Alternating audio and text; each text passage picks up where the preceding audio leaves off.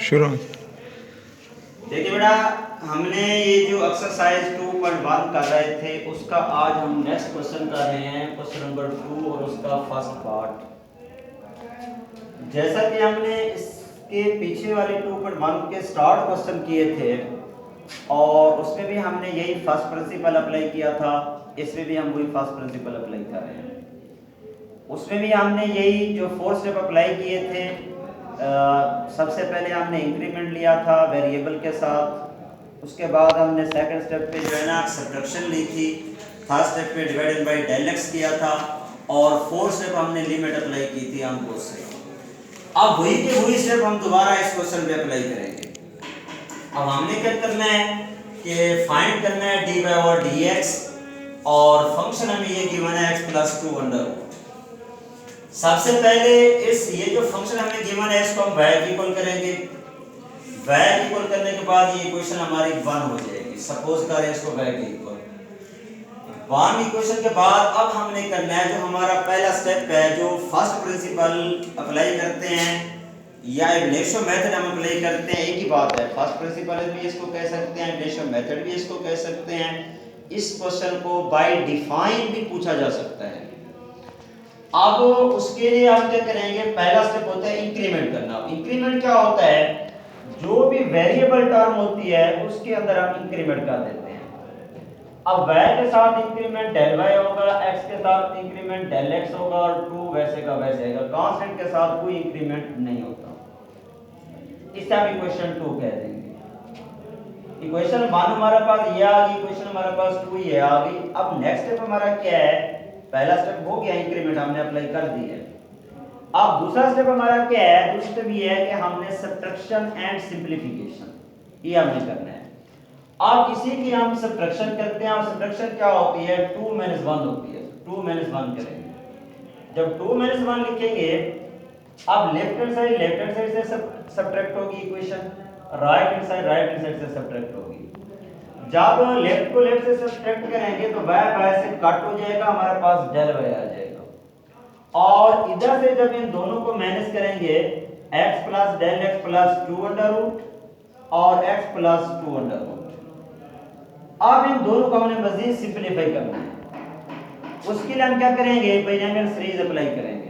क्योंकि अगर हमारे पास पावर फ्रैक्शन में आ जाए या पावर आपके पास मोर देन 2 हो, 3 हो, 4 हो, 5 हो, इस तरह पावर आ जाए नेगेटिव हो, तो हम उसके लिए उसको सॉल्व करने के लिए, उसको ओपन करने के लिए उसकी पावर बाइनोमियल सीरीज अप्लाई करते हैं। बाइनोमियल सीरीज बनाने के लिए जैसा कि आपको पता है कि बाइनोमियल सीरीज लिखी हुई है 1 + x की power n = 1 + mx + n into n - 1 और 2 फैक्टोरियल x का square plus up to so on. अब ये जो बाइनोमियल सीरीज है इसके अंदर 1 जो है ना यहाँ पे होना लाजमी है बाइनोमियल सीरीज के अंदर। उसके बाद जो टर्म यहाँ होगी फिर उसकी पावर होगी, उसके ऊपर हम बाइनोमियल सीरीज अप्लाई कर देंगे। ये नहीं कहने का मकसद ये है कि जब तक यहाँ 1 नहीं बनेगा हम बाइनोमियल सीरीज अप्लाई नहीं कर सकते। अब सबसे पहले हम क्या करेंगे, यहाँ 1 बनाएंगे। अब 1 बनाने के लिए हम क्या करेंगे, ये जो हमारे पास टर्म है इसमें से हम x प्लस 2 जो है ना बाहर कॉमन ले लेते हैं। इसकी पावर भी 7 आएगी क्योंकि सबकी पावर है तो पावर भी 7 आएगी। x प्लस 2 की पावर 1/2 ये आ जाएगा। इधर से हमने जब कॉमन ले लिया तो इस सारे की जगह पे बचेगा 1 और यहाँ तो x प्लस 2 था नहीं। जब हम कॉमन ले रहे हैं तो इसका मतलब है दोनों से कॉमन ले रहे हैं, इसलिए डेल x की बाई में आ जाएगा x प्लस 2।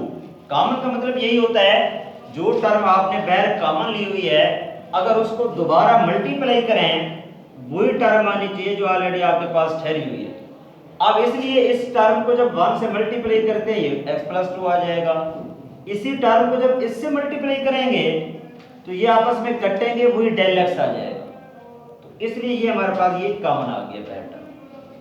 कॉमन निकालने के बाद अब ये चीज जो है बाइनोमियल सीरीज फार्मूले के मुताबिक ये बन गई है। अब हम ऐसा करते हैं x प्लस 2 की पावर 1/2 यहाँ भी टर्म ठहरी हुई है, x प्लस 2 की पावर 1/2 यहाँ भी टर्म ठहरी हुई है। तो इन दोनों में से हम x प्लस 2 की पावर 1/2 बाहर कॉमन ले लेंगे। जब इन दोनों टर्मों को बाहर कॉमन लेंगे तो यहाँ से ये टर्म बच जाएगी और इस जगह पे -1 बच जाएगा। अब हम ऐसा करते हैं, जब ये बाहर निकल गई है टर्म, अब इसके ऊपर हम अप्लाई कर रहे हैं बाइनोमियल सीरीज। जब बाइनोमियल सीरीज अप्लाई करेंगे, और जैसा कि मैं बता चुका हूँ फार्मूले में, फार्मूला आपके पास बाइनोमियल सीरीज का जब ओपन करते हैं 1 + nx। अब n क्या है? ये 1/2 आपके पास n है और ये x है, ये सारी टर्म x है और ये n है। तो मैंने सिर्फ लिखा है 1 वैसे आ गया प्लस nx, n 1/2 आ गया, x ये सारी टर्म आ गई। फिर आगे होता है प्लस। अब जो फार्मूला होता है n(n-1/2 फैक्टोरियल, जैसा कि लिखा हुआ है n × n-1/2 फैक्टोरियल, तो n 1/2 है, 1/2 -1/2 फैक्टोरियल, आगे x का स्क्वायर।